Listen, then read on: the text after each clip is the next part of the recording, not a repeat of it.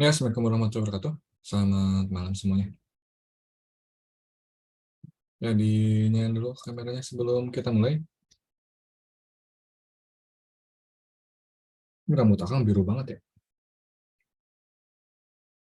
di kamera.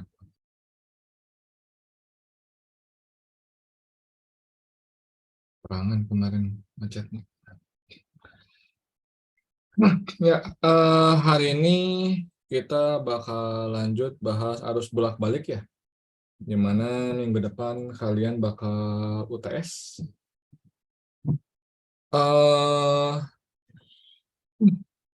Bentar, sorry.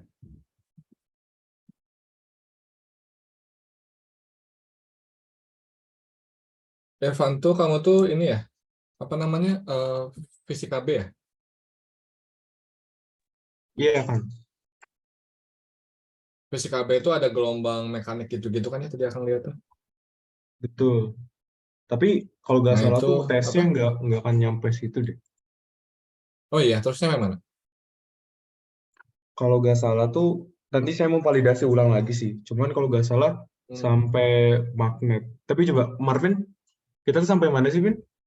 Itu juga sama medan magnet sebelum RLC. Oh ya, sampai situ kan. Oke. Oke. Ya ntar kabarin lagi aja itu sampai mananya. Yang jelas kayak biasa lah. Besok kita pertemuan ininya, pertemuan sebelum UTS-nya besok, terus nambah lagi satu lagi. Mungkin ya di hari Rabu sama Jumat kali ya, akan bakal ngasih tambahan. Tapi Rabu tuh libur, malas ya. Kamis sama Jumat kali ya, kalau mau. Tapi dari pengalaman kemarin sih, pas Kamisnya masih sedikit, pertanyaannya di Jumat aja lah paling. Jadi besok kita bakal bahas terakhir dari silabus yang A ya, yang akan pegang di sini Vidas yang A. Jadi besok kita bakal bahas gelombang elektromagnetik. Terus ntar hari Jumatnya kita persiapan buat UTS hari Sabtunya. Seperti biasa Jumat ntar Q&A aja. Kalian nanya soal, akan jawab kayak gitu sih. Gitu. Terus ya udah sih kira-kira kayak gitu. Materi Vidas yang B, gelombang mekanik, bunyi, dan lain sebagainya. Itu tuh sebenarnya udah Kang bahas semester kemarin, tapi yang nggak dibahas di kelas juga sih pas akan mau bahas ini tuh sakit waktu itu kalau nggak salah. Jadi nggak kelewat materinya. Tapi sebenarnya nggak terlalu susah sih itu. Jadi coba pelajari sendiri aja ya, ntar bisa ditanyain pas hari Jumat. Atau misalkan besok habis beres kelas, misalkan ternyata ada soal yang mau tanya atau apa, bisa dicicil juga. Kayak gitu. Gitu sih paling kira-kira plannya buat sampai UTS. Ada yang mau ditanya dulu atau yang mau dibahas?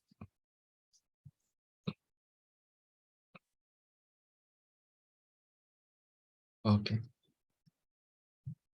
Oke, kalau nggak ada kita langsung masuk aja ke materi hari ini yaitu arus bolak-balik ya.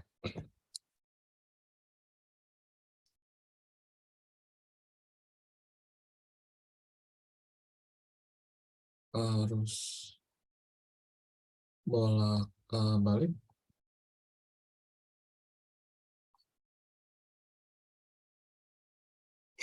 Nah, di arus bolak-balik ini tuh eh, ya harus bolak-balik sih ngomongin generator listrik dan sebagainya. Ya kita tulis dulu aja satu-satu lah ya part-partnya. Pertama tuh akan bakal bahas ya arus dan tegangan RMS.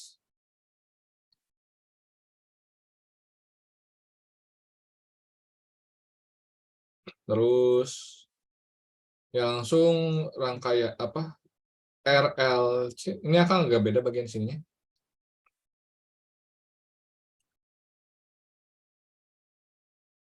Apa gimana nulisnya? Reaksi bukan interaksi. Ya sumber AC lah ya, sumber AC ditambah R atau ini salah satu ya R, L sama C. Terus kita ngomongin rangkaian seri.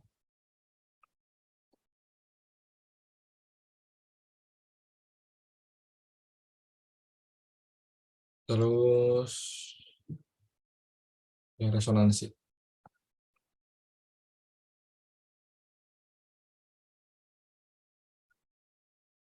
Bentar, resonansi.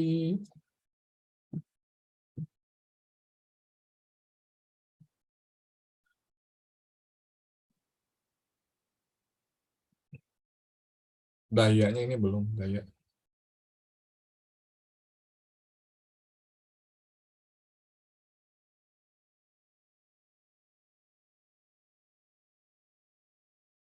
Ini materi. Nah, ini materi kita hari ini. Jadi kita bakal bahas arus dan tegangan RMS ya, ngomongin itu agak cepat lah bisa dibilang.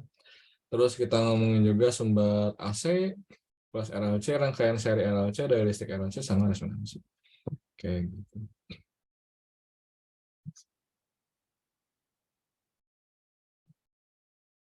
Bentar ya.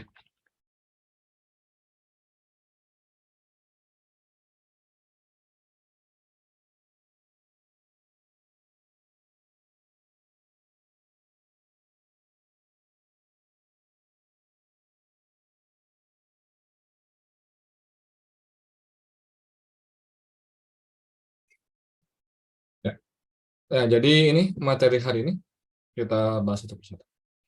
Pertama, arus dan tegangan RMS dulu. Jadi problemnya apa sih di sini tuh ya? Arus tegangan RMS tuh. Pertama, buat review bahwa kemarin kita bahas how to generate electricity, and one way to do it is to use electromagnetic induction ya, hukum Faraday. Di mana di hukum Faraday itu kita lebih tepatnya kita udah nurunin bahwa kalau misalkan kita memutar kumparan di medan magnet, maka kita akan mendapatkan tegangan yang bentuknya ini GGL dari generator lah ya, kita tulisnya generator. GGL-nya itu sama dengan NAB omega dikali sin omega T plus theta 0 gitu kan ya.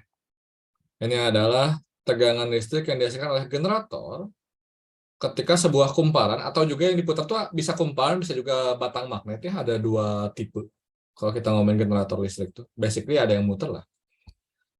Nah, ya ini besar. Kalau diputarnya dengan kecepatan konstan, ya kalau omeganya konstan asumsinya, maka kita punya generator listrik, tegangannya bakal jadi kayak gini. Dimana kalau kita ngomongin fungsi sin itu kan berarti depannya ini ya nilai maksimumnya. Nah, gitu. Nah, ketika kita ngukur tegangan listrik itu konteksnya di sini ya, kalau kita ngomongin RMS, konteksnya itu adalah alat ukur. Bahwa untuk mengukur tegangan listrik yang nilainya berubah-ubah, itu kita agak susah kalau pakai multimeter. Multimeter nggak akan ngegetar gitu, bisa dibilang, atau frekuensinya terlalu tinggi untuk kita ngelihat dia ngegetarnya gimana gitu kan ya. Sehingga cara mengukur listrik ya harus bolak-balik gitu dengan menggunakan osiloskop. Nah, ya osiloskop.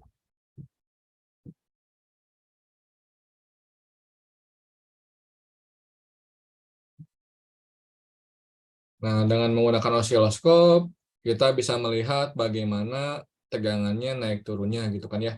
Ini sumbu X-nya itu adalah waktu, sumbu Y-nya itu adalah tegangan atau arus. Dari sini kita bisa lihat ini V maksimumnya berapa. Nah, kelihatan. Ini V maksimumnya berapa, kita bisa lihat juga ini periodenya berapa, dan lain sebagainya. Jadi dengan menggunakan osiloskop, omega dari periode bisa dapat omega. Theta 0 ya awalnya kita bisa lihat awalnya di sini sudutnya, tegangan maksimumnya ya ini puncaknya itu bisa kita lihat dari osiloskop. Nah, ketika kita pakai multimeter itu akan bergetar di satu nilai. Nah, itu tuh nilai apa gitu? Paham nggak masyarakat pertanyaannya?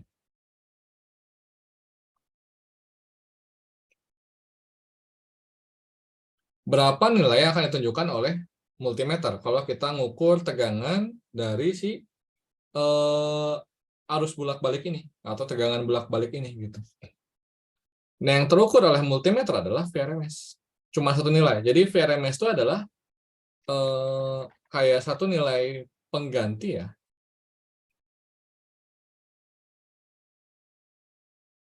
yang muncul ketika kita menggunakan multimeter untuk mengukur tegangan atau arus di rangkaian arus bolak-balik. Dia cuma ngeluarin satu nilai.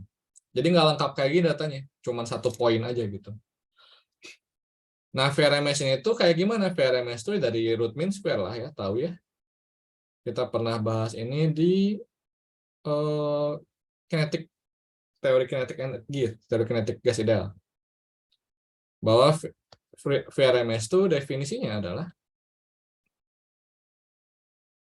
akar dari rata-rata kuadrat.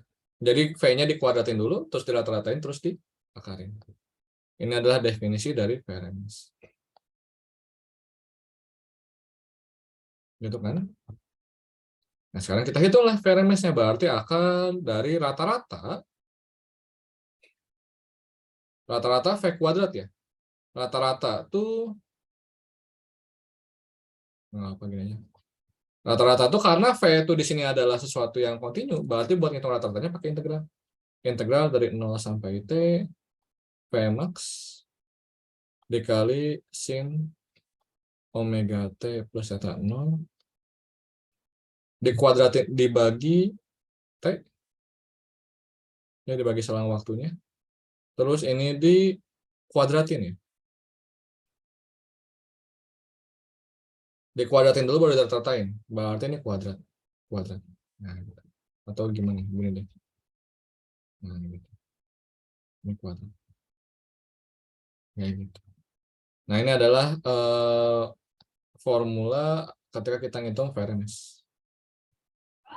Dikuadratin dulu, diulangi lagi. Terus dirata-ratain, rata-ratanya pakai integral karena kita ngerata-ratain sesuatu yang kontinu. Terus ya diakarin. Dimana jadinya V max kuadrat kan konstanta, bisa keluar dari integral, bisa keluar dari akar, jadi V max aja. V max dibagi akar T gitu kan ya.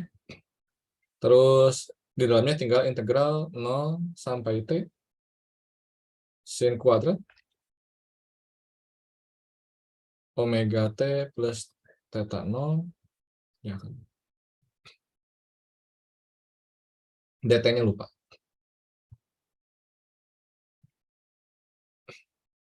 Integral sin kuadrat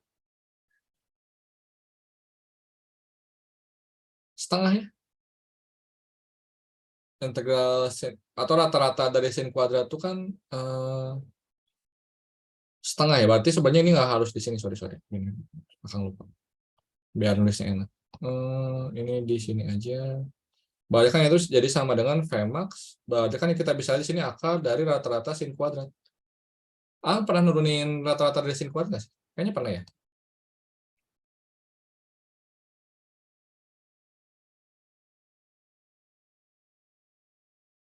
Pernah nggak? Pernah nggak, Max? Perasaan nggak pernah, tapi nggak tahu tuh. Ingat nggak rata-rata sin kuadrat berapa? Kurang tahu kan. Oh ya udah, kita turunin aja ya. Berarti kalau gitu akan ngajarin dulu segini, kita kerjain ini aja berarti ya. Tapi di bawahnya aja. Kita pisahin aja sekarang ya. Kita mau ngeberesin ini, jadi kita ngitung integralnya. Buat ngitung integralnya akan pisahin dulu aja. Jadi kita ngitung integralnya aja 0 sampai T sin kuadrat omega T plus theta 0 dt sama dengan sin kuadrat integralin.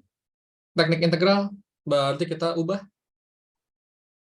sin kuadrat itu jadinya setengah min setengah plus setengah. Bentar. Cos 2x itu sama dengan 1 min 2 sin kuadrat x ya.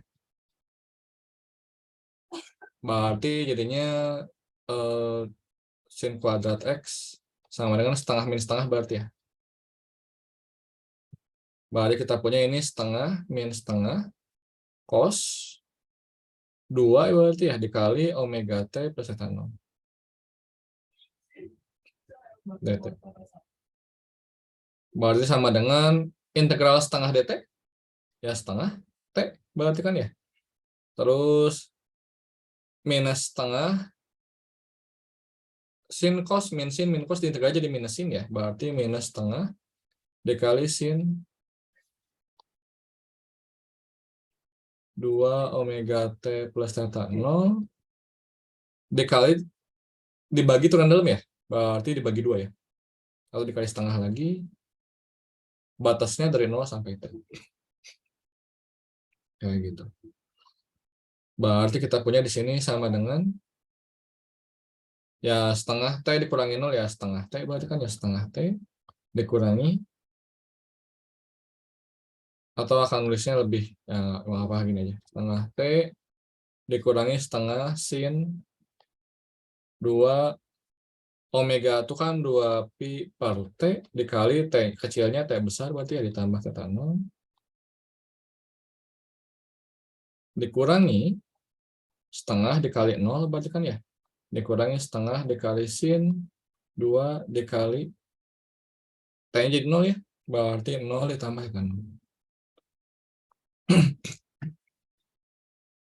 Kalian bisa lihat di sini ini sin 2 dikali 2 pi tambah theta 0. Kalau ini 2 theta 0. Berarti kita bisa lihat di sini antara fungsi ini sama fungsi ini beda 4 pi. Kalau beda 4 pi berarti kan nilainya sama kan ya, periodik, ngerti nggak? Akan bisa tulis lagi gini mungkin biar lebih jelas. Ini 0 jelas ya. Berarti kita punya si integral ini sama dengan setengah T dikurangi setengah sin 4 pi ditambah 2 theta 0 plus ini plus ya plus setengah atau ini setengahnya dikeluarin plus ini nggak jadi ribet nih balik gini aja plus setengah sin 2 theta 0 ya kita bisa lihat dari sini di sini bahwa 2 theta 0 ditambah 4 pi nilainya kan nggak berubah 2 periode kan berarti ini 2 periode kayak siapa ya. Nah ini dicoret jadi kita punya integralnya setengah T. Kita balikin lagi ke sini. Jadi kita punya ini Vmax akar setengah T dibagi T. Gitu ya. Coret, coret. J-nya ya Vmax per akar 2. Nah itu hasil utamanya sih intinya. Bahwa dari sini kita bisa dapatkan, sini aja tulis yang gede ya, PRMS yaitu sama dengan Vmax dibagi akar 2. Dengan cara yang sama, IRMS juga ya Imax dibagi akar 2.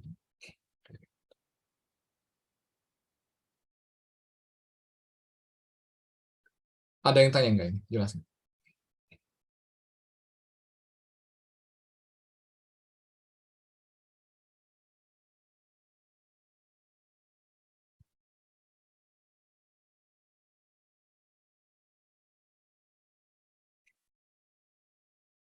Ya, jadi diulangi lagi, relevansinya VRMS dan IRMS itu adalah bahwa ketika kita menggunakan multimeter,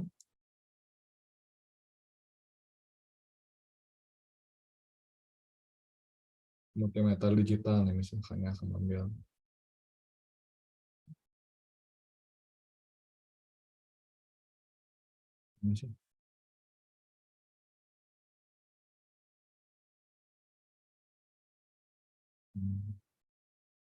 nah, jadi misalkan akan pakai multimeter digital nih kayak gini, maka multimeter digital kan bakal ngeluarin satu nilai aja, satu nilai itu tuh dan nilai VRMS gitu atau IRMS kalau ngukur arus ya.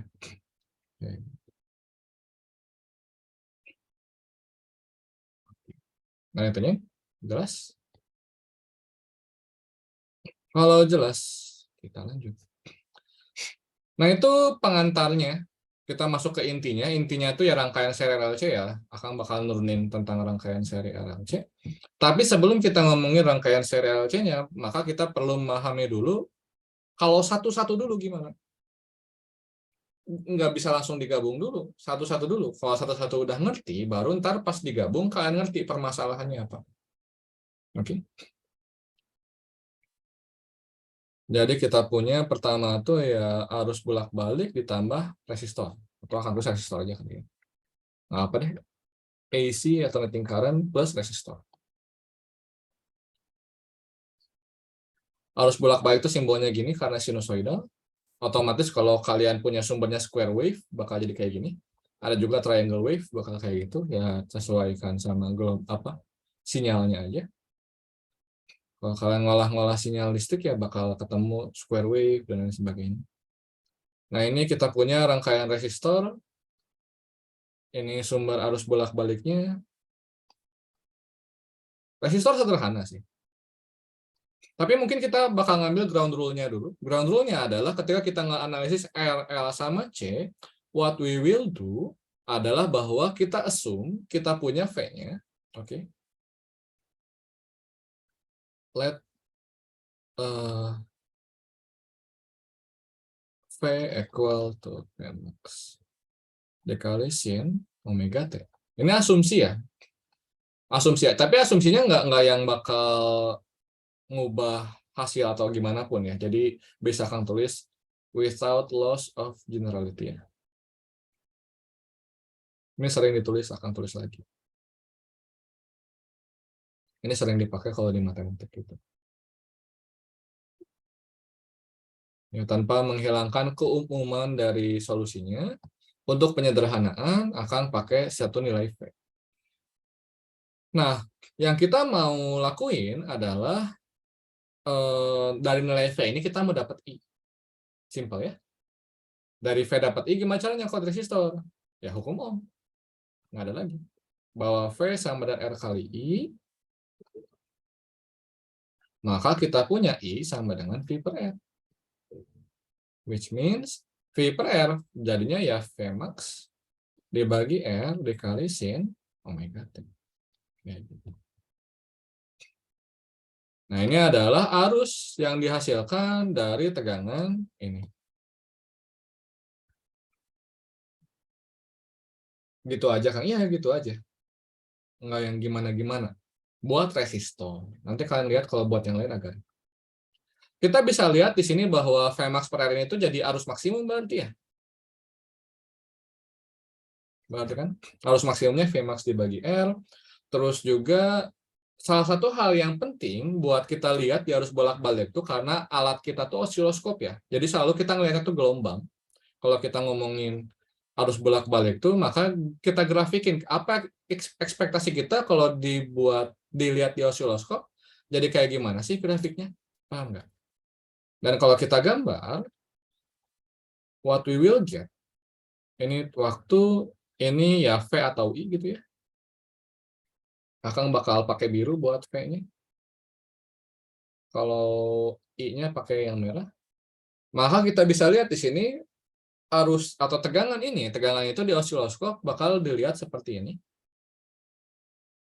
Ya, grafik sin biasa, normal, benar nggak? Ini grafik V. Grafik I sama juga sin omega T juga, cuman karena dibagi R, ya kita expect lebih kecil ya jadinya. Walaupun sebenarnya kan R bisa 0,1, bener nggak? Kalau R 0,1 ya berarti ini jadi lebih gede. Tapi umumnya kan enggak ya. Kalau kita ambil R-nya lebih besar daripada 1 ya berarti harusnya jadi lebih kecil daripada Vmax. Artinya ya bakal lagi nih grafiknya. Dan di kasus ini kita bakal bilang bahwa tegangan dan arus dalam keadaan sefase. Ini jadi keyword yang kalian harus paham. Karena nanti bakal beda. Sampai sini dulu ada yang tanya? Enggak? Jelas.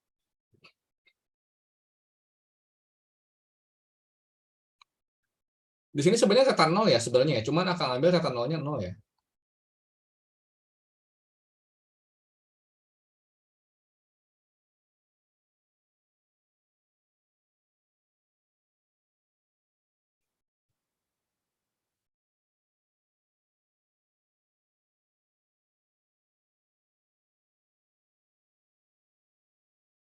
Oke. Kita lanjut. Kalau nggak ada yang tanyain. Nah, sekarang gimana kalau induktor? Ya, harus bolak-balik ditambah induktor.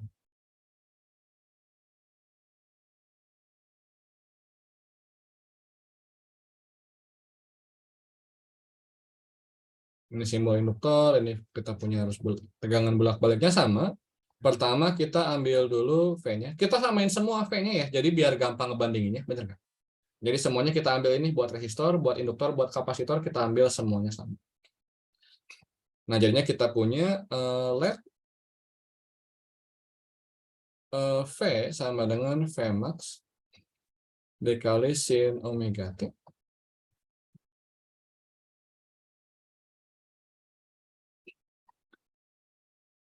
Nah, sekarang gimana caranya dapat arus dari induktor sekarang pertanyaannya.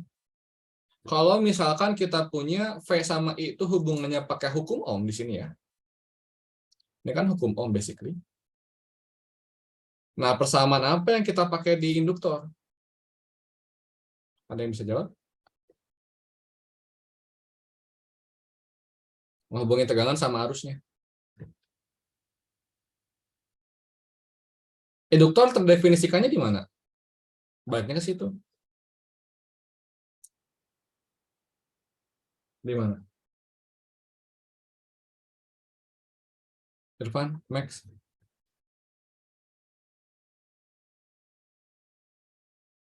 Hukum Ohm itu rumus yang ngedefinisin hambatan. Jadi kalau ditanya hambatan itu munculnya di mana, di sini. Jadi otomatis pasti di sini yang kita pakai. Ya juga kira-kira gitu. Di sini yang kita pakai itu ya persamaan induksi diri. Induksi diri kan yang muncul L tuh dari sini kan. Dari situ. Ini kita muncul persamaan utama kalau berhubungan sama induktor ini. Dari induksi diri.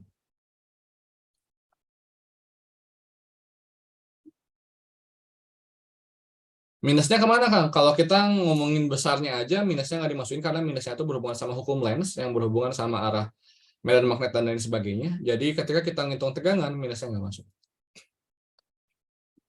Nah, dari sini ya udah kita masukin V-nya. Berarti kita punya kan ini V max dikali sin omega T sama dengan L dikali DI per DT. Atau akan bisa nulis gini lah. Berarti DI per DT-nya jadinya sama dengan ya Vmax dibagi L. Kita mau dapat I kan ya, berarti di integralin. Berarti kita punya I-nya sama dengan integral, berarti kan ya Vmax dibagi L sin omega T dt. Berarti kita punya integralnya, batasnya ya dari 0 sampai T lah. Benar, pakai batas perlu nggak ya? Kayaknya repot deh kalau pakai batas. Jadinya cos min cos 0 itu 1. Ya biasanya nggak pakai batas. C-nya kita anggap 0. Oh ada I0-nya soalnya. I0-nya segala macam. Ya, intinya kita lihat fungsinya aja. Fungsinya itu berarti kita punya Vmax per L sin omega T dt. Berarti kan jadinya ini tuh Vmax per L-nya keluar dari integral. Sin omega T integral jadi minus cos omega T dibagi omega. Kayak gitu. Nah, ada yang menarik nih di sini tuh, bahwa kita bisa lihat pertama akan bentuknya kayak tadi lagi ya. Vmax dibagi omega L miripin sama yang sebelumnya biar gampang ngebandinginnya. Dalamnya sini minus cos omega T. Nah, sekarang akan recall hasil yang arus, yang resistor. Hasil yang resistor kita punya arusnya akan warna hitam biar beda.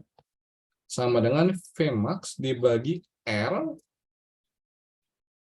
ya, dikali sin omega T. Jadi beda ya, kita bisa lihat ya.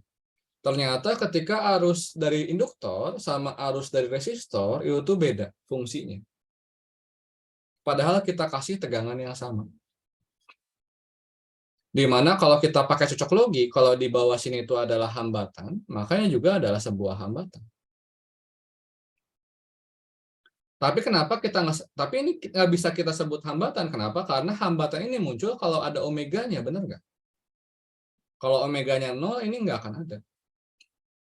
Kayak gitu. Artinya apa ya? Harus dikasih nama yang berbeda. Makanya kita kasih namanya reaktansi. Karena sebuah reaksi yang dihasilkan dari induktor ketika dikasih arus bolak-balik. Makanya disebutnya reaktansi. Sifatnya seperti hambatan, tapi muncul ketika ada omega dan cos ini ya. dikasih suatu arus bolak-balik gitu. Jadi disebutnya reaktansi induktif.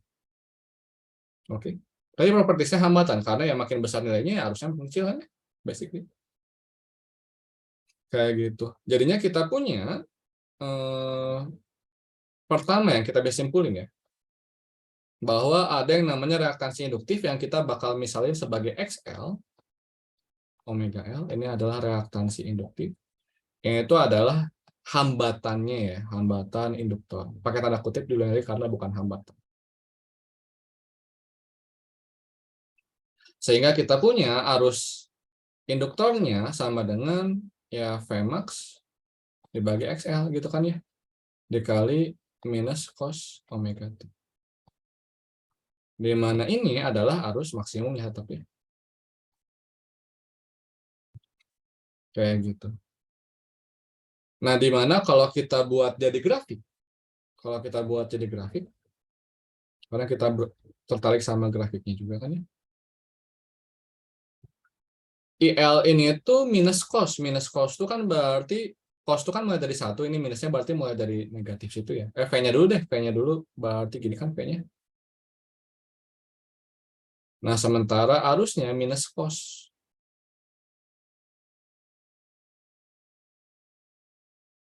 Minus cos itu kan berarti gini ya. Bentar, salah. Ini yang bagus. Nah, gitu. Gitu ya. Kira-kira gitu lah ya. Jadi ini arusnya, ini tegangan. Jadi ada perbedaan fase kalau sekarang, kalau tadi itu sefase dia grafiknya ketika kita lihat di osiloskop. Kalau di sini ternyata nggak sefase, berbeda fase. Beda fasenya berapa? Kita bisa lihat ketika V-nya mulainya di 0 derajat, itu 0 derajatnya kan di sini ya. 0 derajatnya itu ya. Berarti ini minus 90 derajat kan. Kayak gitu. Atau kita juga bisa ngubah arus ini, kalau kita tulis secara matematik, kita bisa ubah jadi kayak gini kan sebenarnya. Imax, saya akan tulisnya Imax dikali sin omega T minus pi per 2. Karena dari sin omega T digeser ke kanan kan ya, minus itu kan digeser ke kanan sebesar 90 derajat. Yang menyebabkan kita bilangnya, berarti di sini kita bisa bilang bahwa tegangan mendahului arus.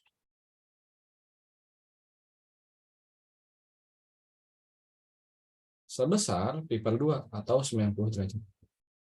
Kayak gitu. Nah, jadi beda ya reaksinya.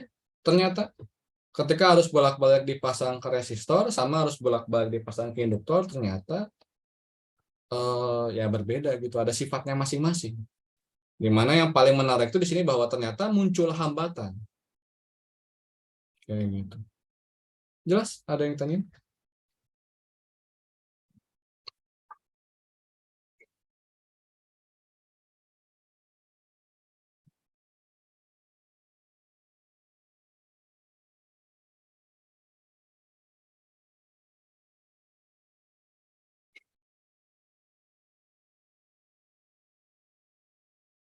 Oke, kalau nggak ada, terakhir kapasitor.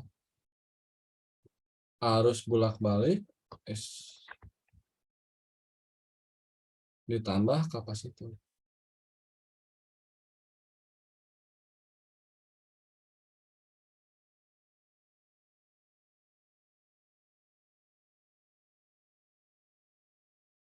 Sama prosesnya. Pertama kita ambil dulu V-nya. Terus kita hitung arusnya dengan menggunakan hubungan antara I sama V di kapasitor. Ada nggak hubungan I sama V di kapasitor? Yang ada apa mungkin? Yang kalian kepikiran, definisi kapasitor itu rumusnya munculnya dari apa? Alex? ICV bukan? Iya, Q sama dengan C kali V. Tapi di sini ada arus nggak? Enggak. Biar ada arus gimana caranya? Arus itu definisinya apa? Turning terhadap waktu. Apa? Dq per dt bukan? Iya, Berarti biar dapat arus dari sini, Turun terhadap waktu ini. ya, gitu. Betul.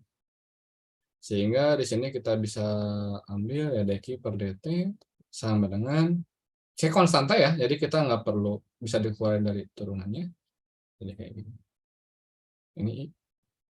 Berarti I-nya sama dengan C d per dt dari Vmax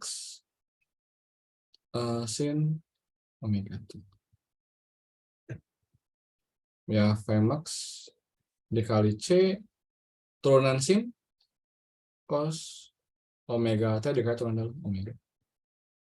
Jadi kita punya I-nya sama dengan omega C dikali Vmax dikali cos omega t. Nah, ini beda nih sama yang tadi. Bentuknya, kalau tadi itu dibagi dua-duanya, jadi muncul hambatan. Kalau ini malah dikali. Berarti ini hambatan bukan? Omega C itu bukan. Bisa kita ubah jadi hambatan nggak? Bisa. Caranya gimana? Ya, sederhana lah. Manipulasi matematik sederhana. Dipindahin ke bawah jadi 1/. Kan? Jadi kita punya ini dapat pola yang sama lagi ketika kita bandingkan sama arus dari resistor. Ini arus kapasitor.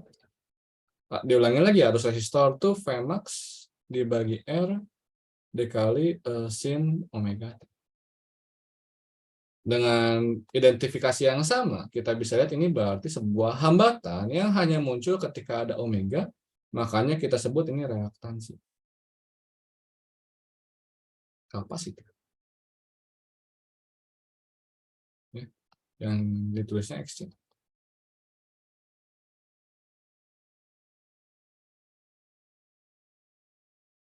Hambatannya kapasitor. Jadi satuannya ohm ya. Kalau kalian analisis dimensinya bakal sama lah, pasti. Terus tadi kita ngomongin apa lagi? X-nya, terus ya jadinya otomatis arusnya bakal sama dengan Vm dibagi Xc dikali cos omega t. Gitu. Terus grafiknya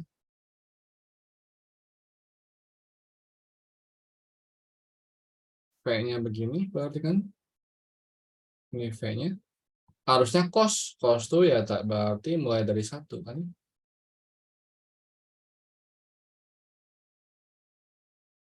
Jadi gini. Gitu ini harusnya. Yang kita juga bisa ubah secara matematik di sini tuh berarti arusnya mulai duluan ya. Maksudnya ketika kita lihat bahwa V-nya tuh di 0 derajat, I-nya tuh udah di 90, udah di puncak.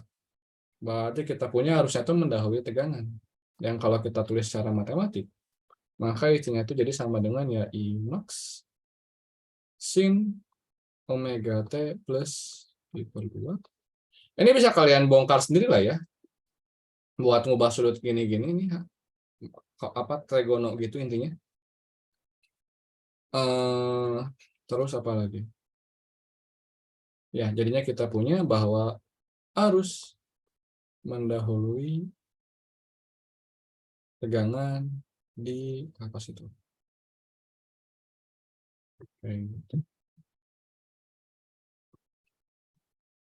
Jelas? Ada yang tanyain?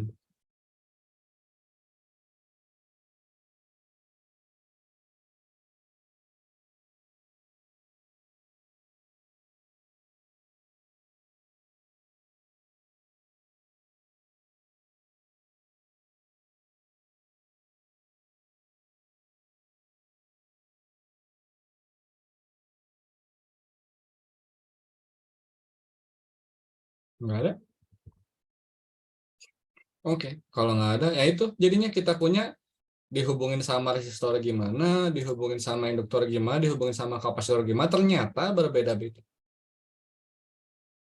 Nah, ini yang nambahin complexity ketika kita menganalisis rangkaian RLC. Kenapa? Ya, kita lihatlah, coba ya. Kita coba langsung ke RLC lah ya. Rangkaian seri RLC. Oh ya, mungkin akan sebelum itu akan pengen kalian ngerti ini juga deh. Coba lihat. Kalau arusnya arus arah, berarti omeganya berapa? kalau arus arah? Ada frekuensinya nggak? Ada periodenya nggak? Ya nggak ada ya. Berarti kalau kita ngomongin arus arah tuh omeganya 0, bener nggak? Jadi kalau kita ngomongin omeganya 0, direct current di DC ya, maka otomatis XL-nya 0. Berarti ya ini jadi kawat aja kan ya, nggak punya hambatan. Tidak akan terjadi apa-apa. Ya. Beda sama kapasitor. Kalau kapasitor omeganya 0 jadi gimana? Jadi tahi nggak? Artinya apa? Nggak ngelewatin arus dia. Ya kapasitor kan ya. Jadi kita bisa lihat bahwa hasil dari hambatan ini ketika kita lihat sifatnya dari omeganya sesuai dengan apa yang kita amati ketika kita berhubungan dengan arus arah. Bahwa di arus arah L ini tidak akan menghasilkan hambatan dan di arus arah L tidak akan menghasilkan hambatan dan di arus arah kapasitor tidak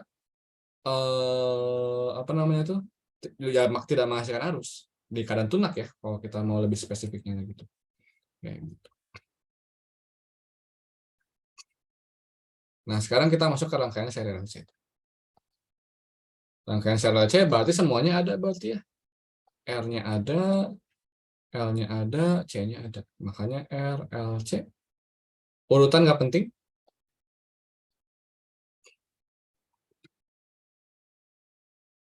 Nah,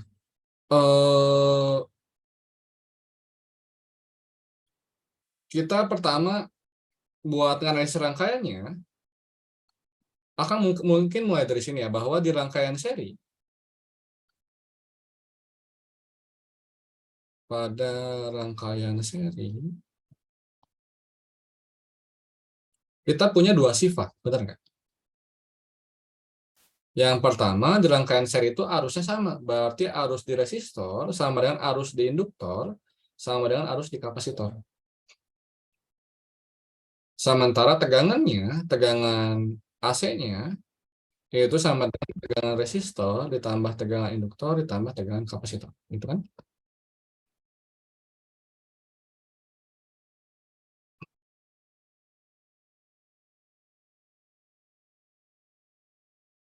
Nah, sehingga untuk menganalisinya, lihat polanya. Patternnya adalah kalau kita mau menganalisis ini, kita harus misalin dulu kan ya antara V atau I. Dari V kita bisa dapat I atau dibalik juga bisa sebenarnya kan ya, dari I dapat V. Di kasus ini, kalau kita mau misalin V-nya beda-beda, VR, VL, VC. Sehingga kita bisa ambilnya, asumsinya adalah I-nya. Ya udah kita ambil I-nya sama deh, gimana? Bahwa kita ambil I-nya IM sin omega T. Lagi-lagi ini asumsi without loss of generality. Ini asumsi ya. Untuk penyederhanaan, bahwa kalau kita menganalisis ini, kita harus misalin dulu fungsinya salah satu antara I atau V-nya. V susah karena V-nya beda-beda, mending I, karena I-nya sama. Sehingga kalau kalian pindah ke rangkaian paralel dari RLC, ya the same thing will happen. Di paralel yang sama apa? V-nya. Berarti yang kita misalin ya V-nya. Kayak gitu aja, gitu sama. Ya. Nggak yang jadi gimana-gimana bang. Nah, oke, kalau kita udah punya misalin I-nya, sekarang gimana V-nya masing-masing? Kita punya VR dulu yang gampang. VR berarti kan sama dengan R kali I aja kan ya? Jadinya R dikali IM sin omega T. Itu VR. Dengan pola ini, kita bakal pakai pola buat induktor juga berarti sama. Kalau ini R berarti jadi XL, benar nggak? Ya jadi IM. Nah, bedanya fasenya. Kalau misalkan kita lihat di sini, kita dapat kesimpulan apa? Kita dapat kesimpulan ketika analisis ini adalah bahwa tegangan induktor itu tuh mendahului arus. Tegangan di induktor mendahului arus di induktor.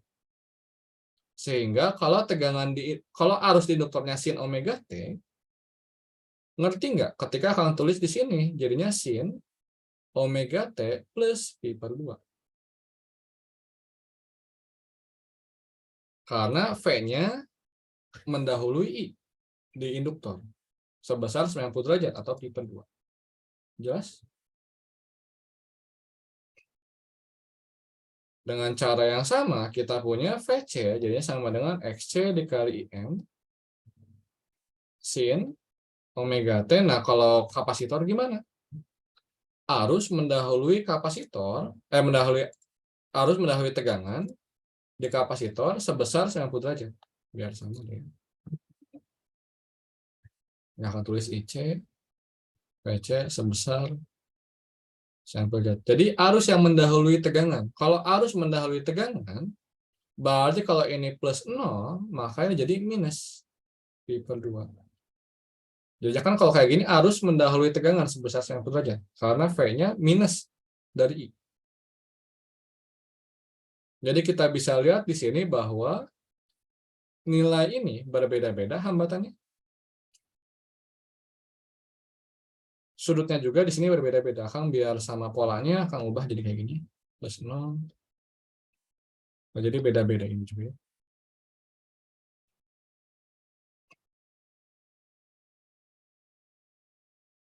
Jelas dulu nggak sampai sini? Ada yang tanyain?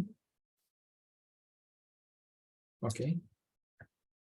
Ini tegangan maksimum, tegangan maksimum, tegangan maksimum. Nah, problemnya muncul di sini. Ketika kita mau ngejumlahin tegangan AC-nya, maka kita bakal ngejumlahin tuh tegangan resistor maksimum, which is RIM, sin omega T.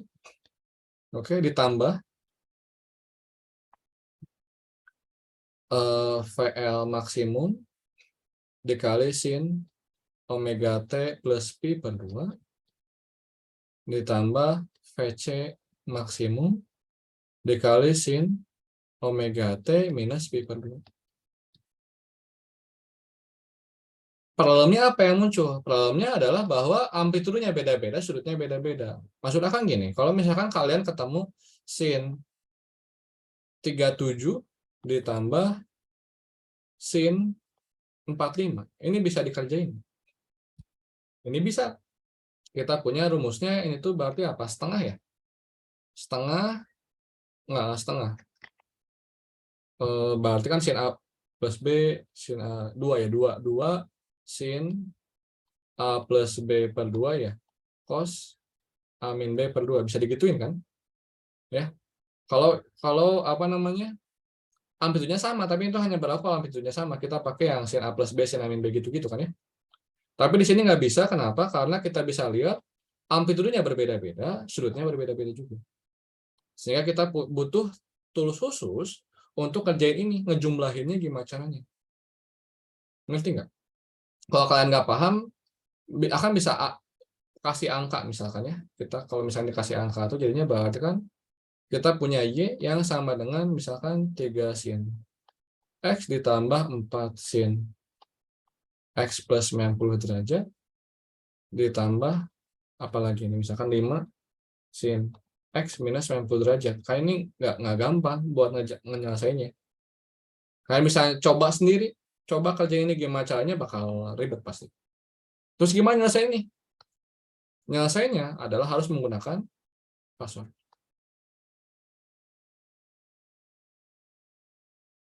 Password is the way to go. Nah, jadi password itu munculnya dari mana? Diulangi lagi. Password itu adalah metode yang kita gunakan untuk menyelesaikan permasalahan ini. Password itu basicnya dari mana? Basicnya dari bilangan kompleks sebenarnya.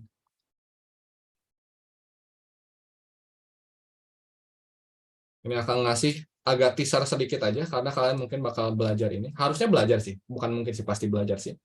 Bahwa kalian ntar di kuliah tuh bakal belajar juga, ternyata akar min 1 tuh ada gunanya, yang disebut bilangan imajiner. Jadi ketika kita berhubungan dengan bilangan imajiner, kita tuh ngomongin disebut dengan bilangan kompleks. Jadi bilangan kompleks itu contohnya adalah misalkan, Z itu simbol bilangan kompleks misalkan, 3 plus 4I. Nah, ini adalah sebuah bilangan kompleks.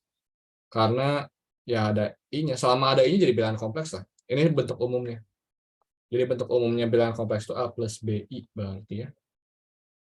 Bisa juga kita punya ya 2I doang juga ini udah bilangan kompleks ya. Berarti kan A-nya 0, B-nya 2. Tapi yang jelas bilangan kompleks itu selalu ada dua hal. Ada bagian realnya, ada bagian imajiner. Kayak gitu.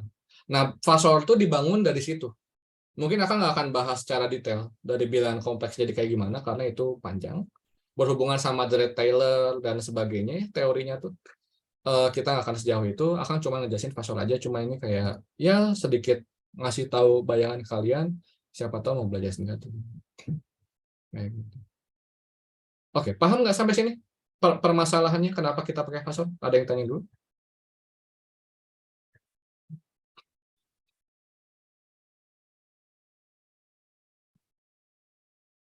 Oke. Kalau nggak ada, ya kita sekarang fokusnya ke fasor dulu. Kita nggak fokus nyelesainnya dulu, kita fokus ke fasornya dulu. Apa itu fasor? Fasor tuh kita bisa bagi namanya. Kita ngomongin kata dasarnya dulu ya, biar jelas. Apa sih yang kita bahas? Fasor itu dari kata phase dan vektor.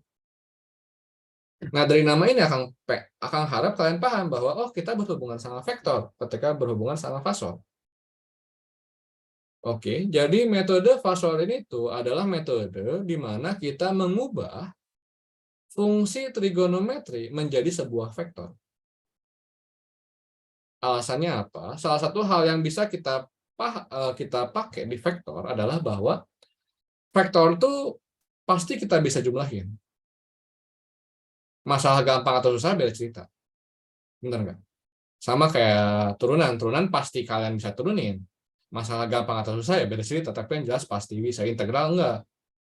Jadi ketika kita ngomongin metode itu, kelebihan kurangnya tuh kita kadang nggak ngomongin susah gampangnya, kita ngomongin bisa atau enggaknya dulu gitu kan ya. Dan kalau kita ngomongin vektor, penjumlahan vektor itu pasti bisa. Gitu. Sehingga ketika kita ngubah trigono ini menjadi vektor, kita yakin kalau udah jadi vektor, bisa kita jumlahin. Tinggal masalahnya berarti pertanyaannya adalah ngubahnya gimana. Dan itu jadi pemahaman utamanya di sini. Bagaimana kita mengubah fase atau trigono menjadi vektor.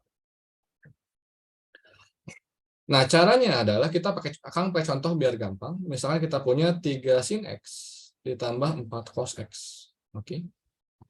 Kita mau ngejumlah ini. Nah, di sini kita bisa lihat ini dua hal yang berbeda. Kalau misalkan mau sama kayak tadi formulasinya cos X-nya ini bisa akan ubah jadi sin X plus 90 derajat juga bisa. Sama aja, bener nggak? Ya. Atau akan tulisin juga ini cos X sama aja. Di mana jadi amplitudenya beda, sudutnya beda gitu ya. Nah, untuk mengubah ini jadi vektor, kita butuh acuannya, acuan sudutnya. Jadi acuan sudutnya kita selalu pakai sin X. Sin X itu acuan sudutnya ke kanan. Jadi kalau kalian ketemu sin X itu ke sini, sin X itu acuannya. Tapi seperti biasa, namanya acuan bebas kan sebenarnya.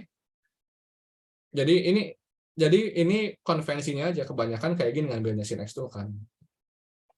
Dimana kalau sudutnya berubah tuh atau sudutnya bertambah, maka vektor ini akan berputar. Berlawanan arah jarum jam. Ini putarannya, positifnya. Berarti kalau misalkan dia mutar 45 derajat,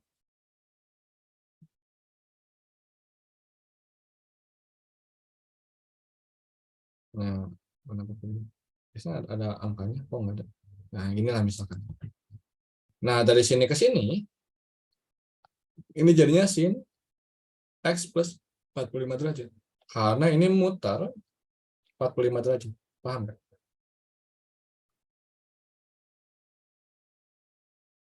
Kayak gitu. Di mana amplitudonya itu berhubungan sama panjang vektornya. Artinya ketika kita ngejumlahin 3 sin X ditambah 4 sin X plus 90 derajat, maka kita ngejumlahin 3 vektor ke kanan, ini vektor 3-nya. Sin X plus 90 derajat jadinya ke atas. Yang artinya kita punya resultannya. Kita ngejumlahin vektor kan? Jadi ke sini.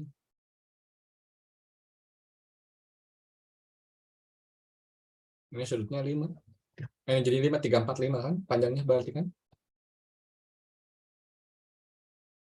Dimana kita punya kalau 3, 4, 5, perbandingan segitiganya kan ya, 3, 4, 5 itu ini 53 derajat kan ya? Yang 37 derajat kan? Atau pakai arcus tangan lah, atau arcus sinus lah, gitu-gitulah. Berarti dapat sudutnya pakai kalkulator. Nah ini udah dapat vektornya, kita balikin lagi. Jelas ya ini? 3 sin X jadi ke sini, 4 sin X plus 90 jadi ke sini, terus dapat hasilnya ini. Ini hasil penjumlahannya. Hasil penjumlahannya kita ubah lagi, bener? Jadi sin lagi. Dimana kita lihat di sini, oh ternyata jadinya 5 depannya. Sin X plus 53 derajat. Nah, ini jawabannya. Nah, ini metode Fasor. Ada yang tanya? Sampai sini jelas ya?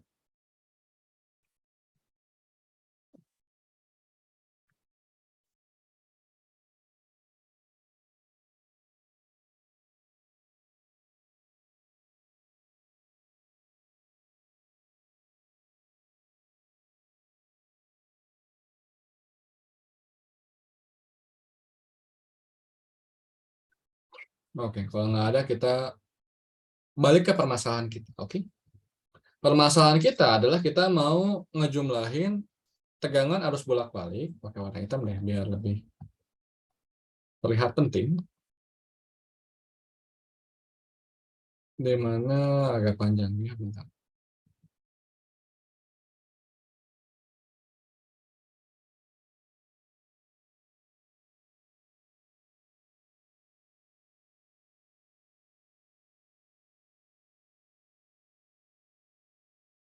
Kayak gitu. Ya sama prosesnya. Pertama kita ubah jadi fasor dulu. Fasornya pertama sin omega t berarti ke kanan. Ya enggak? Ini berarti ini VRM-nya. Oke. Terus kita punya VLM-nya ini sin omega t plus pi per 2 berarti ke atas.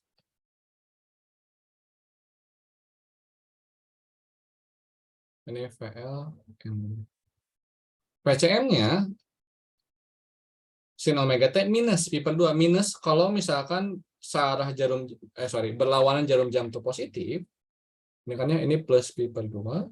Berarti minus pi per 2 ke bawah. Searah jarum jam. Paham nggak? Jadi kita punya VCM-nya ke bawah. VLM sama VCM karena berlawan arah berarti kan penting ya mana yang lebih gede, mana yang lebih kecil. Kita anggap VLM lebih kecil, lebih besar ya misalkan.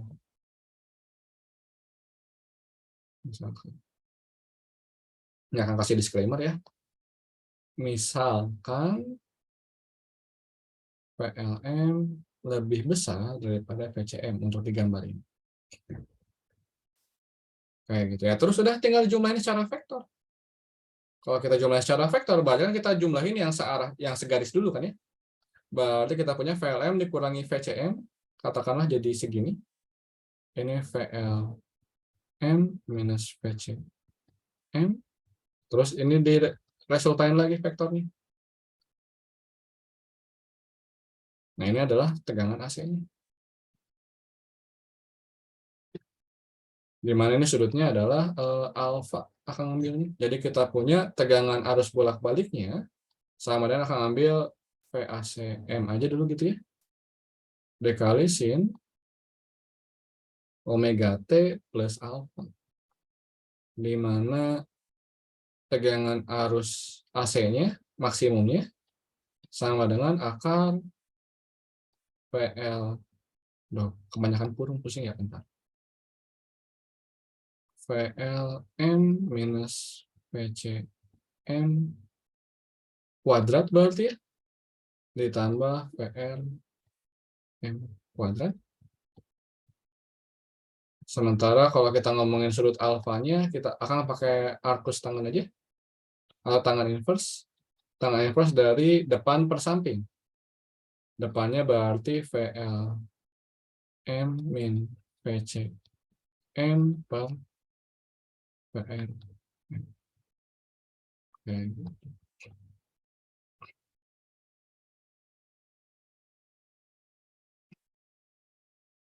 Jelas nggak?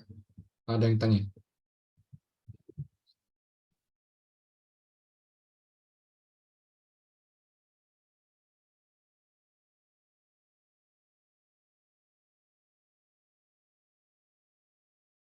Oke. Now here's the problem. Objectively speaking atau kalau kita ngomongin realnya tuh kalau kita lihat ya, kalau kita lihat di sini kan kita punya di sini tuh kita misalin i buat dapat v, benar nggak? Kita udah misalin ini, kita dapat v, benar nggak? Udah dapat kan v-nya dengan misalin i itu. Itu di realnya gitu nggak sebenarnya? Sebenarnya kita lebih likely punya v atau lebih likely punya i di kenyataan?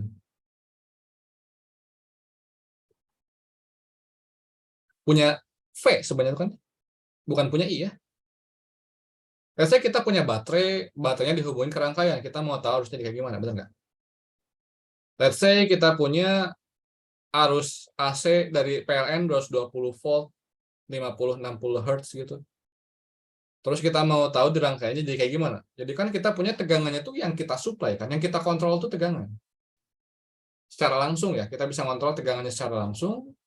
Justru dari tegangan yang kita kasih, kita pengen tahu arus. Jadi sebenarnya ini kebalik nih paralelnya sekarang tuh.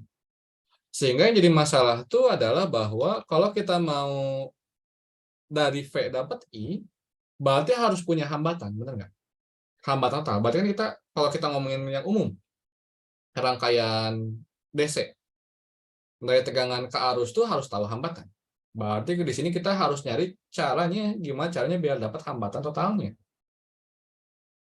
Dan dari hasil ini kita bisa lanjutin sedikit dengan sebuah ide bahwa VLM kita tahu kan itu XL dikali IM, benar nggak? VRM kita punya ini tuh R dikali IM. VCM kita punya ini XC dikali IM. Di mana tegangan AC ini berarti kan sama dengan hambatan totalnya dikali M. Dan kita yakin di sini IM-nya tuh semuanya sama. Kenapa? Karena seri rangkaiannya. Jadinya kita bisa anggap biar IM-nya hilang diapain? Ya dibagi M aja. Ketika kita bagi sama IM, ya berarti otomatis jadi lebih kecil dong ya fasornya. Walaupun IM-nya bisa jadi 0,1 sekian. Ya intinya cuman berubah panjang. Paham nggak? Bahwa VLM-nya ke atas, XL-nya pun jadi ke atas tetap. VRM ke kanan, R-nya jadi ke kanan. X-nya, VC-nya ke bawah, X-nya jadi ke bawah. Tapi perbandingannya bakal tetap sama, tetap sebangun. Cuman berubah panjang aja. Dimana kita punya di sini jadinya XL minus XC. Terus ini jadi Z-nya berarti kan.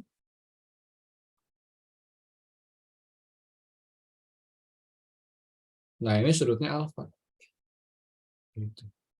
Sudutnya bakal sama diulangi lagi. Karena ini cuman berubah panjang aja. Cuman mendekin. Jadi si rasio geometrinya nggak akan berubah. Nah, dari sini jadinya kita dapatkan ya bahwa oh ternyata hambatan total dalam tanda kutip hambatan total kenapa? Karena nggak semuanya hambatan ada reaktansi, makanya disebutnya impedansi. Akar XL minus XC kuadrat ditambah R kuadrat. Di mana juga kita punya alfanya jadinya sama dengan tan inverse dari XL minus XC per R.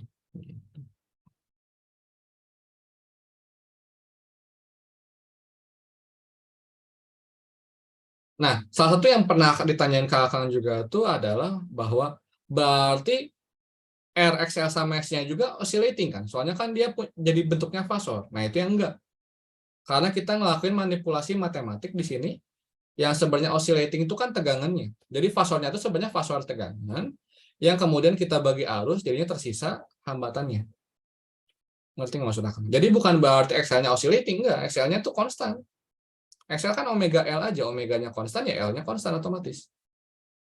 X-nya 1 per omega C, omeganya konstan, X-nya konstan. Jadi fasor di sini itu bukan berarti XLR sama X-nya oscillating, enggak.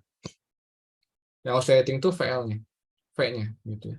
Ini manipulasi matematik kita punya fasor yang masih fasor tegangan, cuman yang udah dibagi sama I. Make sense enggak? Kayak gitu. Jadi itu impedansi. Ada yang tanya? Sampai sini jelas?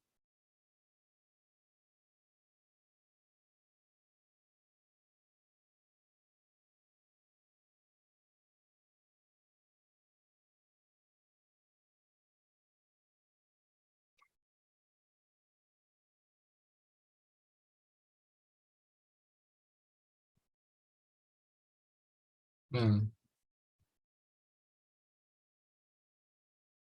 kalau jelas, pakai contoh sekarang. Jadi setelah kita tahu tadi ya, balik lagi ke problemnya. Problemnya adalah kita misalin I, dapat V, tapi nggak beres masalahnya karena gimana kalau kita taunya V. Makanya kita ngomongin impedansi di sini.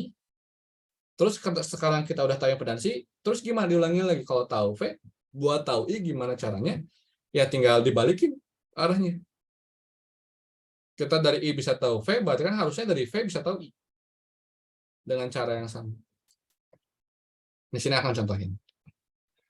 Misalkan kita punya diketahui, pakai warna hitam aja,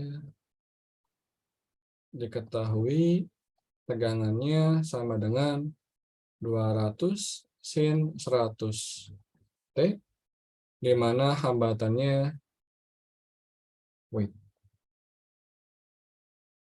100 akar 3 ohm,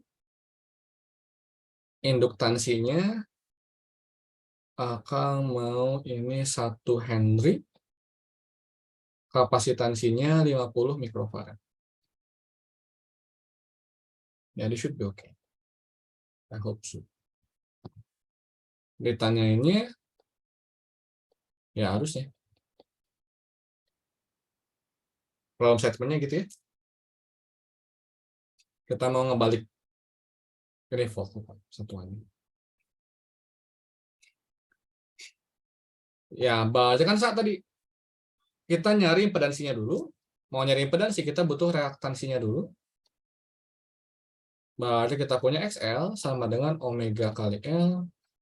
Omega itu koefisien dari T. Ini omega kan ya? Berarti 100 dikali 1 jadinya 100. XC sama dengan 1 per omega C sama dengan 1 per 100. C-nya 50 mikrofarad. 50 mikro itu 10 pangkat minus 6 langsung aja ya biar cepat. 100, 10, 1000, 10 pangkat minus 6 jadi 10 pangkat minus 3, 10 pangkat minus 3 naik jadi 1000, 1000 dibagi 5 jadi 200. Itu bisa kalian hitung sendiri lebih pelan ya. Ntar aja. Ya dapat XL, udah dapat XC-nya, kita mau dapat impedansi, kita pakai apa? Pakai fasor. Jadi pada akhirnya sebenarnya kita pakai itu fasornya kalau untuk ini, untuk problem ini, diulangi lagi. Untuk problem ini ya kita pakai fasornya fasor hambatan. Jadi yang biasanya Kang bilang tuh, jadi kita punya 2 fasor. Kalian bisa disesuaikan lah kebutuhannya di mana. Ada fasor hambatan. Jadi hambatan tuh bisa dianggap dalam bentuk fasor. Ada juga fasor buat tegangan gitu. Walaupun sebenarnya ini sama-sama aja. Cuma dibagi sama I doang kan ya tadi. Jadi di sini kita punya, kalau kita gambar fasor hambatannya, berarti XL-nya ke atas 100.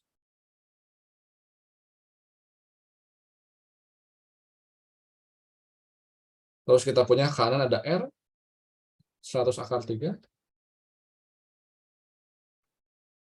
Sama XC ke bawah 200, lebih panjang berarti ya 200. Nah. Ya udah, kita jumlahin secara vektor. 200 dikurangi 100, jadi gini. Ini 100. XC minus XL berarti ini. Terus ini resultanin lagi. Jadi impedansi. 100 akar 3, 200 ohm ya.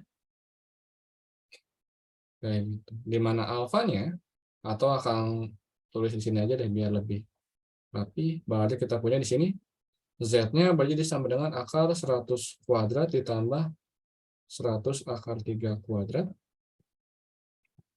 D-nya 200. Terus kalau kita mau dapat alfa di sini, alfanya sama dengan tangan inverse dari depannya XC min XL-nya 100 per sampingnya 100 akar 3. Tan inverse dari 1 dibagi akar 3, ya 30 derajat. Kayak gitu.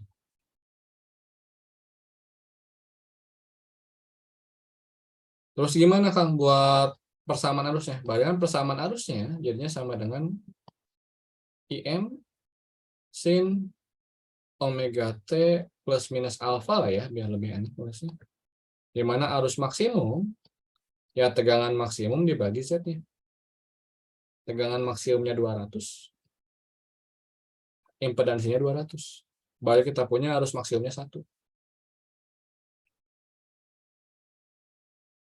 Alfanya 30 aja, tapi ini searah jarum jam ya? Negatif berarti kan?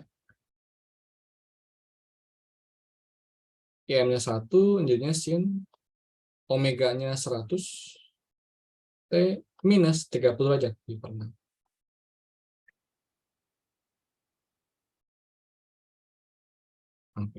Nah, ini adalah hasilnya. Dari sini juga kita bisa simpulin apa? Bahwa tegangannya 0, arusnya minus, berarti tegangan mendahului arus. Sebesar 30 derajat. Rangkaian kayak gini disebut rangkaian kapasitor. Karena mirip kayak kapasitor, di mana tegangan mendahului, arus mendahului tegangan. Sorry, salah. Ini plus. Kenapa? Ini yang akan lupa bahas bentar. Ini kecepatan. Sebelum akan ngomongin plus minusnya, ada yang tanya dulu ini sampai sini.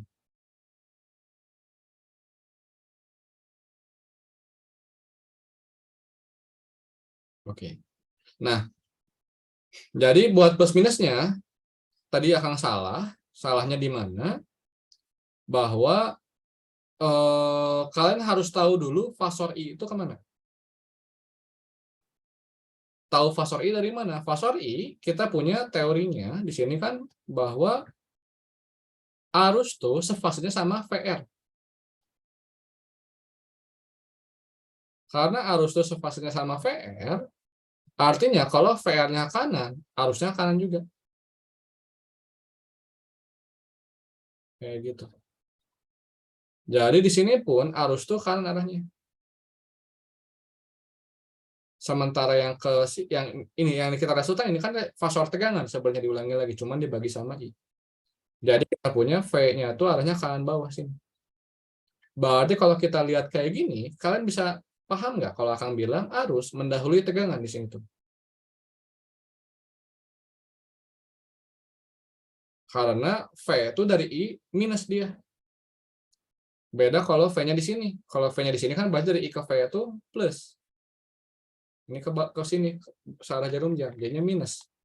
Artinya kalau I mendahului V sebesar 30 derajat, maka kalau V-nya 0, maka di sini ini jadi plus. Makanya harusnya arus mendahului tegangan.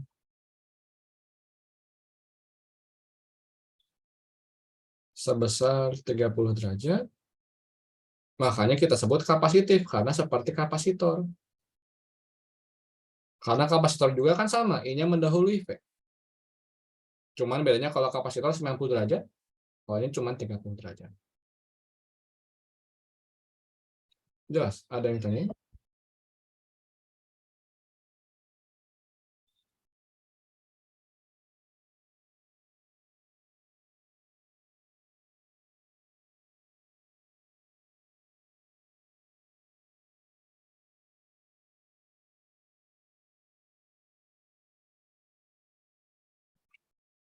Nggak ada? Oke, kalau nggak ada, ya itu satu, ya tinggal dua lagi cepat sih. Sekarang daya listrik.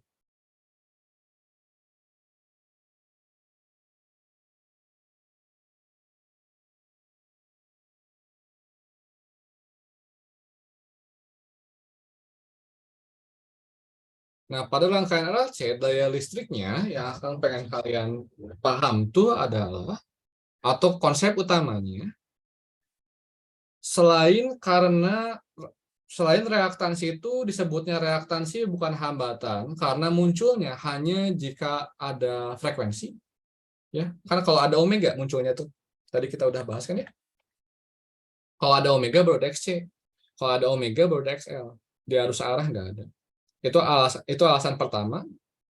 atau perbedaan pertama antara hambatan dan reaktansi. Perbedaan keduanya adalah bahwa reaktansi ini tuh menghambat arus, mekanismenya berbeda dengan hambatan. Bedanya gimana? Bedanya analoginya kalau kita ngomongin di mekanika, kita punya balok bergerak. Si balok ini bakal terhambat, misalkan ada dua hal yang ngehambat dia tuh. Ada hambatan dari gaya gesek, ada hambatan dari gaya pegas. Oke. Hambatan dari gaya gesek akan membuang energi dari baloknya. Sementara hambatan dari gaya pegas akan mentransfer energinya dari balok ke pegasnya. Make sense nggak itu? Ya, bahwa pegas sama lantai kasar sama-sama menghambat balok, tapi yang satu membuang energi, yang satu mengubah energinya. Ada transfer energi di situ. Nah, induktor sama kapasitor pun sama. Induktor menghambat arus yang lewat. Kenapa? Karena arus yang lewat ini diubah jadi medan magnet energinya. Dari hukum Faraday. Terus kalau kapasitor menghambatnya gimana? Diubah jadi medan listrik. Karena kapasitor nyimpan muatan. Jadi induktor dan kapasitor tidak membuang energi. Ya. Dan kapasitor murni lah bisa dibilang ya, kadang-kadang suka disebutnya kayak gitu.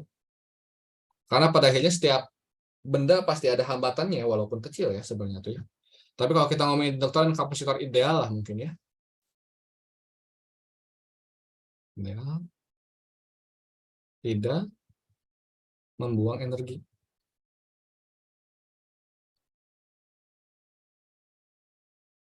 Gitu. Sehingga kalau ditanya daya disipasi itu dissipating itu kan yang terbuang ya. Maka daya disipasi rangkaian RLC itu benar-benar hanya dipengaruhi oleh hambatan. Bukan I kuadrat Z jadinya. Atau I kuadrat XL, atau I kuadrat XC, atau kombinasinya. Tapi hanya I kuadrat R. Karena apa? Hanya R yang buang energi.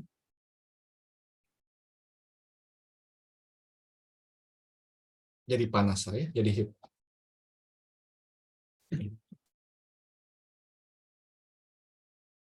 Sampai sini jelas? Ada yang tanya?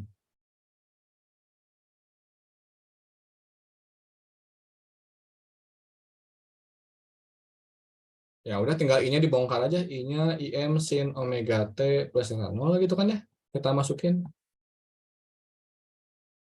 Jadinya daya disipasinya sama dengan IM sin omega T plus theta 0 kuadrat dikali R. Dikuadratin, jadinya kita punya daya disipasinya sama dengan IM kuadrat dikali R dikali sin kuadrat omega T plus theta 0. Wah, kita bisa lihat nih di sini. Ternyata daya disipasinya terhadap waktu berubah-ubah karena ada faktor sin kuadrat. Ya udah, kalau misalkan repot ngelihat dayanya, kita bisa rata-ratain. Biasanya kalau ditanya daya tuh ya rata-rata sebenarnya itu ya. Dimana kalau kita rata-ratain, balik lagi ke yang tadi. Rata-rata sin kuadrat berapa? Udah akan turun di sini ya? Di awal. Rata-rata sin kuadrat itu adalah setengah munculnya kan. Ya ini kan setengah T dibagi ulamanya T, jadi setengah-setengah. Jadi ini jadi setengah. Di sini. Simpulin lagi di sini ya. Jadi kita punya daya disipasi rata-rata pada rangkaian RLC sama dengan setengah I maksimum kuadrat dikali R aja.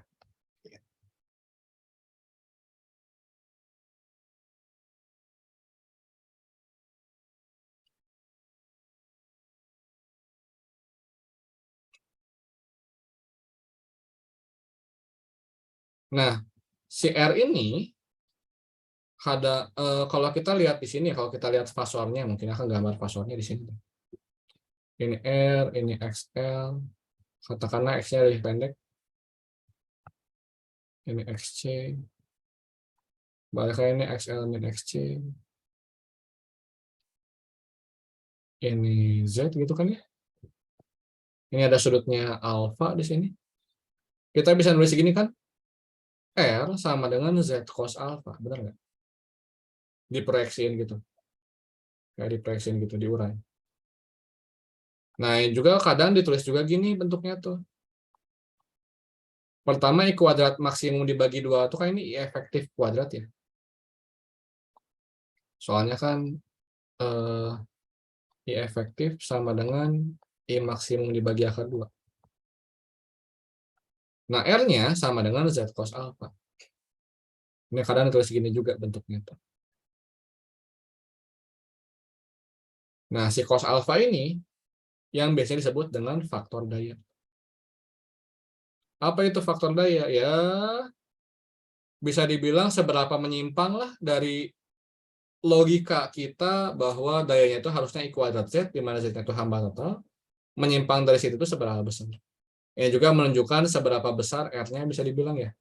Kan cos alfanya mendekati 1, ya berarti R-nya makin gede banget relatif terhadap XL sama XC. Kayak gitu.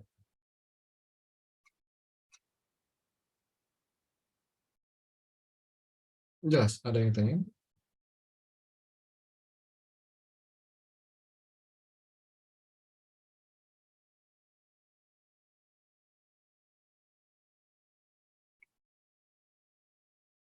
Nah, faktor daya ini juga tuh menarik kalau kita mau analisisnya tuh gini ya. Bisa lihat tuh. Gimana faktor daya berubah? Yang bisa kita lihat juga adalah faktor daya itu berubah. Karena menariknya gini, bahwa untuk ngubah XL sama XC, kita nggak perlu ngubah induktor sama kapasitornya. Beda sama resistor. Iya nggak?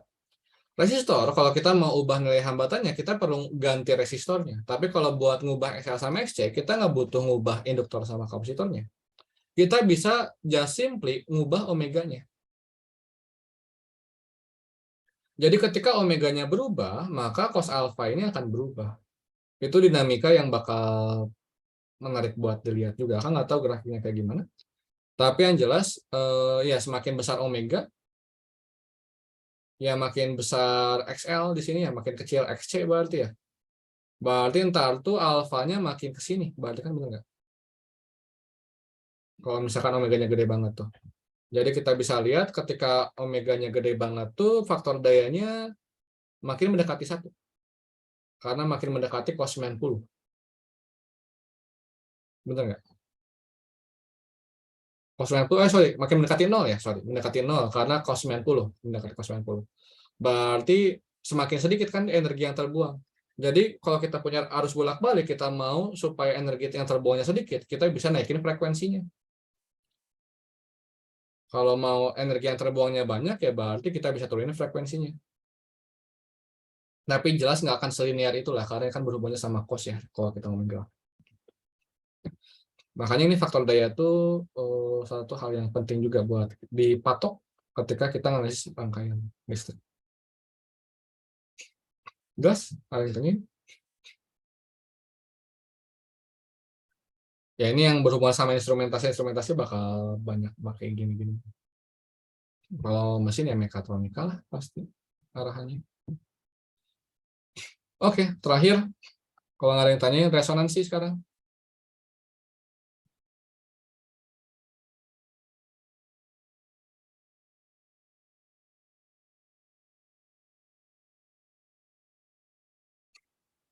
Resonansi pada rangkaian RLC. Resonansi itu pada dasarnya ya bergetarnya satu benda karena getaran benda lain, tapi di konteks ini ya sebenarnya harusnya ke situ juga. Cuman yang dibawanya argumennya tuh kalau dari Haida itu ada nilai arus maksimumnya. Nah, kita kan punya arus tuh kayak gini bentuknya. Di mana Z-nya yaitu akar XL min XC kuadrat ditambah R kuadrat.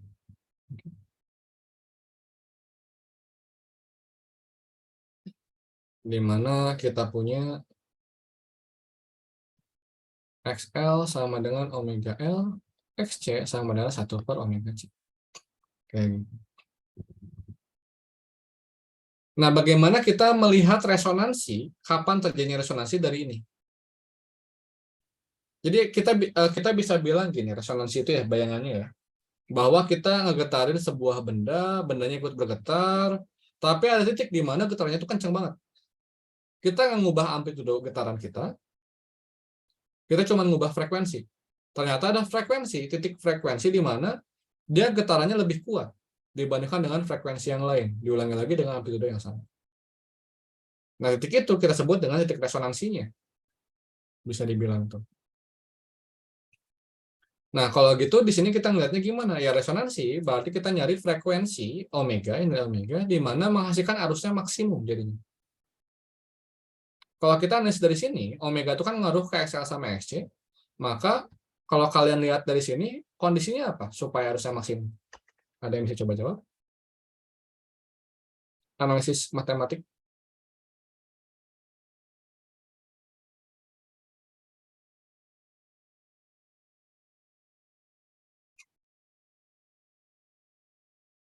Coba. Belum dengar. Marvin, kalau kita mau arusnya maksimum, berarti pembaginya harus besar atau kecil? Harus kecil. Ya. Kalau pembaginya harus kecil, berarti eksaminasinya harus paling kecil. Kecil. Paling kecilnya berapa berarti?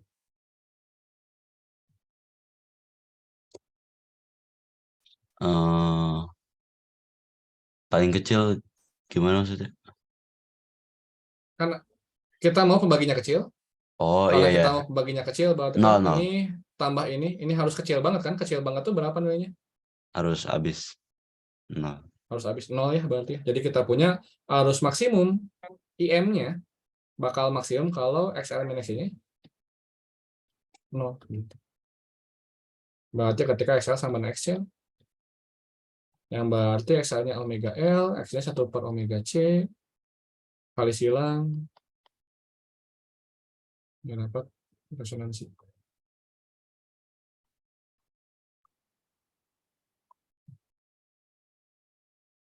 Ya kalau mau dapat frekuensinya, tinggal diubah aja kan ya, omega 2πf atau 2pi per T. Kalau mau dapat periode, biasanya nggak pernah ke periode sih, ke frekuensi aja biasanya.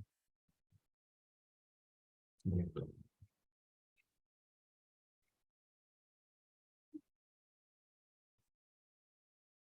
Jelas. Ada yang ditanyain.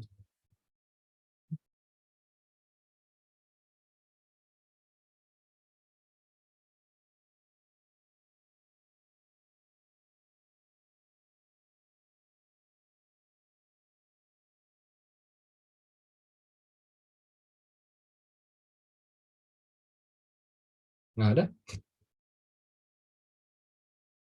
Kalau nggak ada itu harus bolak-balik habis. Jadi ya recap lah ya. Jadi pertama kita bahas arus bolak-balik tuh ya ada VRMS, IRMS. Gimana VRMS IRMS tuh ngomongin satu nilai yang bakal keluar kalau kita pakai multimeter buat ngukur arus bolak-balik. Ya, mas satu angka yang itu ngewakilin apa sih? Yang ngewakilin nilai RMS-nya. Karena sebenarnya kan nilai tegangan dari arus bolak-balik sama nilai arusnya itu sinusoidal sebenarnya. Jadi kalau mau nangkap semua informasinya secara detail, jangan pakai multimeter lah sebenarnya, tetapi pakai osiloskop. Kalau mau analisisnya secara detail ya. Multimeter itu biasanya cuma kalau dari arus bolak-balik, multimeter itu buat ngecek sebentar biasanya tuh. Jadi bukan dipakai buat analisis. Terus ya arus bolak kita mau ngomongin rangkaian RLC, ya kita pisah dulu kan ya rangkaian resistor gimana, induktor gimana, kapasitor gimana. Ternyata masing-masing punya sifat yang berbeda-beda. Yang kalau kita rangkaian seri muncul problem. Karena ternyata fungsi sin yang berbeda-beda ini dan amplitude yang berbeda-beda ini ngejumlahinnya ribet. Makanya harus pakai fasor. Setelah kita pakai fasor bisa diselesaikan. Ya ini contohnya, contoh soalnya dari V ke I kayak gimana. Terus terakhir kita bahas tentang daya listrik pada rangkaian RLC, bahwa daya yang didisipasikan oleh rangkaian RLC itu hanya dari resistor, benar-benar hanya dari resistor. Terus yang kedua ada frekuensi resonansi, di mana kalau kita ngasih frekuensi yang nilainya segini, maka arusnya akan maksimum. Intinya sih kayak gitu. Dan kalau selain dari itu juga frekuensinya juga bakal berhubungan sama frekuensi antara transmitter sama receiver, entah itu WiFi, gelombang radio, ataupun TV, apapun itu, akan berhubungan sama ini juga. Ini resonansinya tuh. Jadi kita bisa ngebuat ya rangkaian listrik menghasilkan arus dengan memberikan gelombang elektromagnetik dengan frekuensi yang sama. Nah, jadi berhubungan sama itu juga itu. Kayak gitu. Nah, itu harus bolak-balik. Ada yang tanya?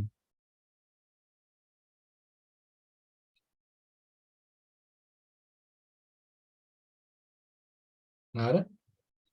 Kalau nggak ada, ya itu paling dari kamu buat hari ini. Besok kita ada lagi. Besok kan Senin yang normal ya, jadwal normal. Terakhir yaitu ngomongin gelombang elektromagnetik. Habis itu ya kita bakal ada kelas lagi hari Jumat buat persiapan UTS-nya, ujian Sabtunya ya hari Sabtu. Kayak gitu. Ya kalau nggak ada yang tanyain lagi, sekian dari kamu buat hari ini. Terima kasih atas perhatiannya. Semoga sehat-sehat selalu semuanya. Wassalamualaikum warahmatullahi wabarakatuh. Selamat malam. Masih ke Yang Ya, sama-sama.